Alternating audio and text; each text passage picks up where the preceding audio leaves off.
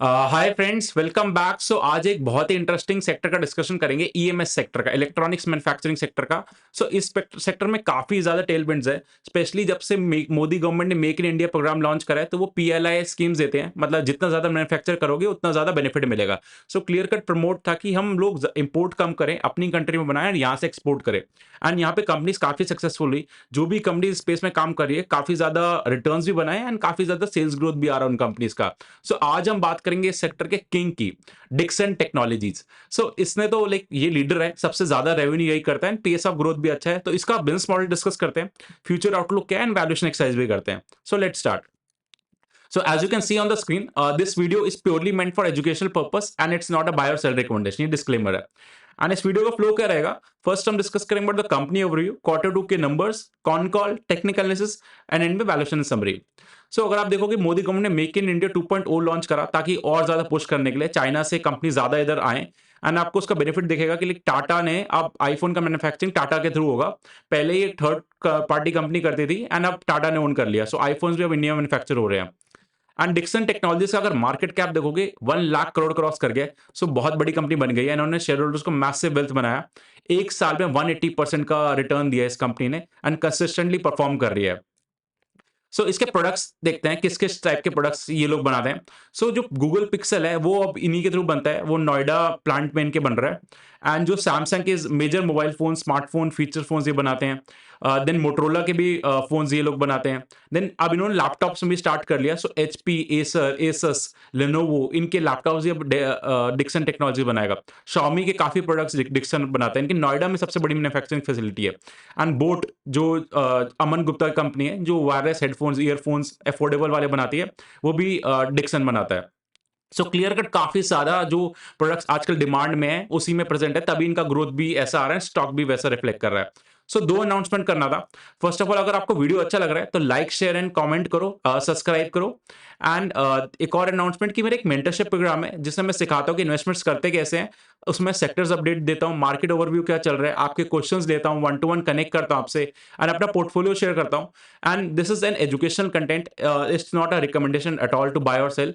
And अगर आपको और ज्यादा डिटेल्स चाहिए तो 8882570919 पे व्हाट्सएप कर दो, we can discuss over there. So quarter two के नंबर्स डिस्कस करते हैं। सो कंपनी का रेवेन्यू लाइक 133% से ग्रो करा ईयर ऑन ईयर। लाइक काफी अच्छा ग्रो करा इन्होंने, लाइक कंसिस्टेंटली 100% से ग्रो कर रही है कंपनी। अगर इनके ऑपरेटिंग मार्जिन की बात करूं, सो मार्जिन थोड़े कम प्रेस हुए। पहले ये 4% मार्जिन करते थे, अब ये 3.6 कर दिया, क्योंकि कंपनी का फोकस शिफ्ट हो गया। पहले वॉशिंग मशीन, एलईडी वगैरह पे फोकस थे, अब ये लोग मोबाइल फोन्स एंड लैपटॉप्स पे फोकस कर रहे हैं, जहां पे मार्जिन कम होते हैं लेकिन वॉल्यूम ज्यादा होते हैं। तो इनका सिमिलरली प्रॉफिट आफ्टर टैक्स वैसे तो 265% बढ़ा, लेकिन इसे वन टाइम गेन था, तो उसको हटा देना चाहिए। तो उसके बिना अगर आप देखोगे तो लाइक 109% का year on year revenue grow करा, सॉरी प्रॉफिट ग्रो करा।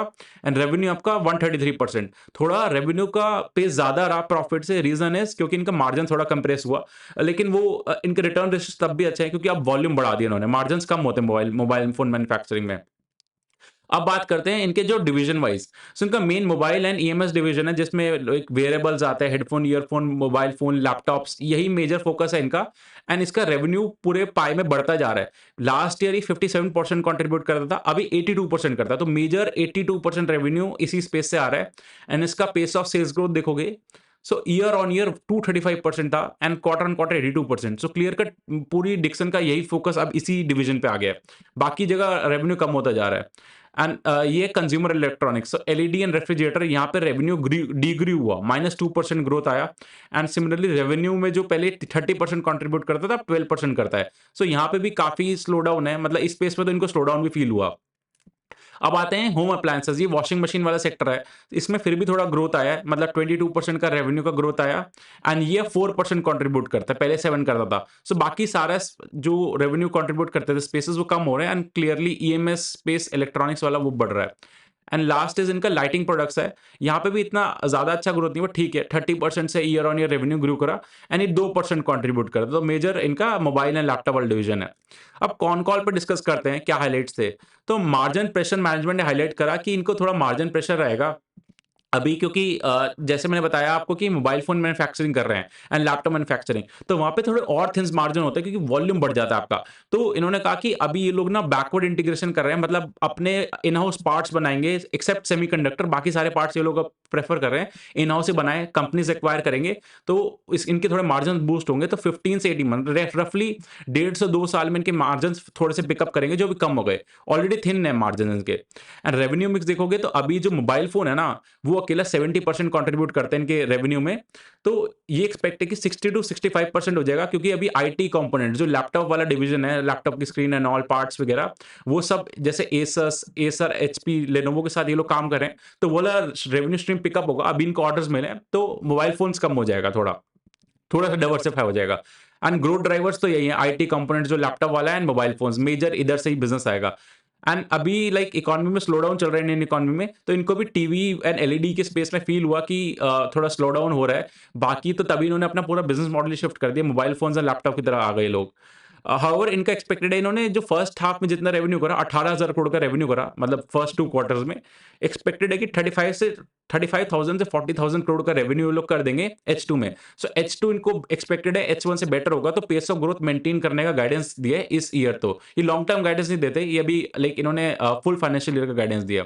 एंड इनका मेजर पार्टनरशिप जो हुआ, वो Asus, HP, Lenovo, Acer laptop manufacturing के लिए हुआ।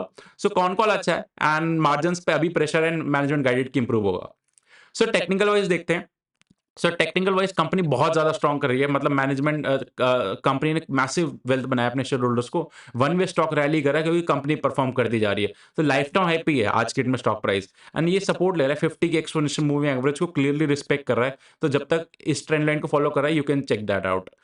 अब आते हैं इनके वैल्यूएशन एक्सरसाइज पे। सो डिक्सन हमेशा से महंगा रहा है, लोगों ने इसको बोला है कि महंगी कंपनी, बट ये कंसिस्टेंटली परफॉर्म करता रहा। सो महंगा और महंगा बनता रहा।